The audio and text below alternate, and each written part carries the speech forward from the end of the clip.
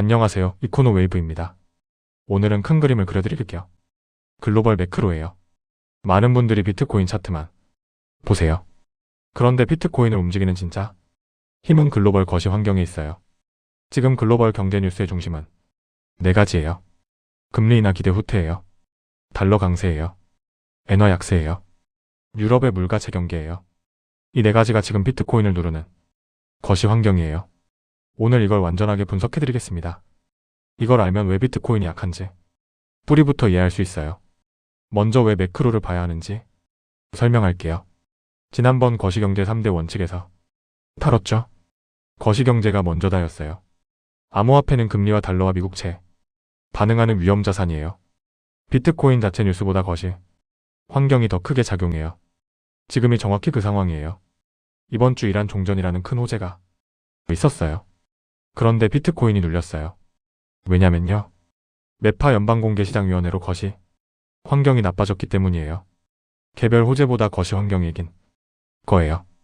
그래서 지금 글로벌 매크로 네 가지를 봐야 해요. 이게 비트코인의 방향을 결정하는 근본 힘이에요. 첫 번째 체크포인트예요. 금리 인하 기대 후퇴예요. 이게 가장 중요해요. 어제 다룬 워시 첫 연방공개시장위원회 때문이에요. 로이터가 보도했어요. 연준 정책 위반자의 거의 절반이 2026년 금리 인상을 예상해요. 점도표에서 18명 중 9명이 인상을 전망했어요. 3월에는 인상 예상이 0명이었어요. 급격한 변화예요. 이게 무슨 의미냐면요. 올해 금리 인하 기대가 사라졌어요. 오히려 인상 가능성이 부상했어요. 금리가 높게 유지되거나 오르면요. 안전한 곳에서 높은 이자를 받을 수 있어요. 위험자산인 비트코인에서 돈이 빠져요. 이게 비트코인을 누르는 첫 번째 힘이에요. 금리 인하 기대가 살아나야 비트코인이 오르는데요. 지금은 그 기대가 후퇴한 거예요. 두 번째 체크포인트예요. 달러 강세예요. 금리 인하 기대 후퇴와 연결돼요. 금리가 높게 유지되며 달러를 들고 있는 게 유리해요. 전 세계 자금이 달러로 몰려요. 달러가 강해져요. 이걸 달러 인덱스로 봐요. 영어로 달러 인덱스예요. 달러의 가치를 보여주는 지표예요. 이게 오르면 달러 강세예요. 달러가 강하면 왜 비트코인이 약하냐면요. 비트코인은 달러로 거래돼요. 달러가 강해지면 상대적으로 비트코인 가격이 눌려요. 또 달러가 강하면 위험자산 선호가 약해져요. 안전한 달러를 선호하니까요. 비트코인 같은 위험자산에서 돈이 빠져요. 지금 트레이딩에서 달러 인덱스를 주시해야 하는 이유예요. 달러가 계속 강해지면 비트코인에 계속 부담이에요. 세 번째 체크포인트예요. 엔화 약세예요. 일본 엔화가 약해지고 있어요. 이게 왜 중요하냐면요. 엔화 약세는 글로벌 자금 흐름과 연결돼요. 미국 금리가 높고 일본 금리가 낮으면요. 투자자들이 싼 엔화를 빌려서 미국 자산에 투자해요. 이걸 엔캐리 트레이드라고 해요. 엔화가 약해질수록 이 거래가 늘어나요. 그런데 위험이 있어요. 엔화가 너무 약해지면요. 일본 정부가 개입할 수 있어요. 엔화를 사서 가치를 올리는 거예요. 이걸 엔화 개입이라고 해요. 만약 엔화 개입이 일어나면요. 엔캐리 트레이드가 갑자기 풀려요. 투자자들이 미국 자산을 팔고 엔화를 갚아요. 이게 위험자산 매도로 이어질 수 있어요. 비트코인도 영향을 받아요. 작년에 엔캐리 청산으로 비트코인이 급락한 적이 있어요.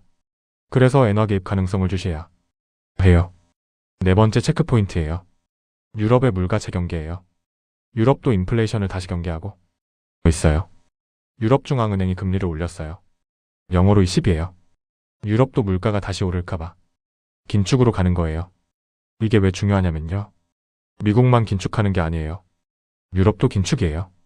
전 세계가 동시에 돈을 조이는 거예요. 글로벌 유동성이 줄어들어요. 유동성이 줄면 위험자산이 어려워요. 비트코인 같은 자산에 돈이 안 들어와요. 지난번 이란 전쟁이 유가를 올렸죠. 그 유가가 유럽 물가도 자극했어요. 이제 이란이 풀려서 유가가 내려가면요. 유럽 물가 부담도 줄어들 수 있어요. 그게 유일한 희망이에요. 이란 종전이 글로벌 물가 전반을 완화할 수 있어요. 이 네 가지가 어떻게 연결되는지 정리할게요. 하나의 그림으로 보여요. 출발점은 인플레이션이에요. 물가가 높아요. 특히 이란 전쟁으로 유가가 높았어요. 그래서 첫 번째 금리 인하 기대가 후퇴했어요. 연준이 금리를 못 내려요. 금리가 높으니까 두 번째 달러가 강해졌어요. 자금이 달러로 몰려요. 미국 금리가 높으니까 세 번째 엔화가 약해졌어요. 엔캐리 트레이드가 늘어요. 그리고 네 번째 유럽도 물가를 경계에서 긴축이에요. 이 네 가지가 다 연결돼 있어요. 뿌리는 인플레이션이에요. 그러면 해법도 보여요. 인플레이션이 잡히면 이 네 가지가 다 풀려요. 그래서 이란 종전이 중요해요. 유가가 내려가면 인플레이션이 완화돼요. 금리 인하 기대가 살아나고 달러가 약해지고 위험자산 선호가 돌아와요. 비트코인에 좋아요. 지금은 그 전환점을 기다리는 거예요. 투자자 입장에서 무엇을 봐야 하는지 정리할게요. 네 가지 트레이딩 체크 포인트예요. 첫 번째, 미국 금리 경로예요. 연준이 정말 금리를 올릴지예요. 다음 CPI와 고용 지표가 중요해요. 물가가 잡히면 금리 인상 우려가 완화돼요. 두 번째, 달러 인덱스예요. 달러가 계속 강해지는지예요. 달러가 약해지기 시작하면 비트코인에 긍정이에요. 세 번째, 엔화 개입 가능성이에요. 일본 정부가 개입하는지예요. 개입하면 엔캐리 청산으로 위험자산 변동성이 커질 수 있어요. 네 번째, 유가채 상승 여부예요. 이란 종전으로 유가가 내려가는지예요. 유가가 내려가면 모든 게 풀려요. 유가가 다시 오르면 다 막혀요. 핵심은 이거예요. 지금 비트코인은 이 네 가지 것이 환경에 눌려 있어요. 개별 호재로는 한계가 있어요. 이것이 환경이 바뀌어야 진짜 반등이에요. 가장 중요한 건 유가예요. 이란 종전으로 유가가 내려가면 인플레이션이 완화되고 네 가지가 다 풀려요. 그게 비트코인 반등의 열쇠예요. 오늘을 한 문장으로 정리할게요.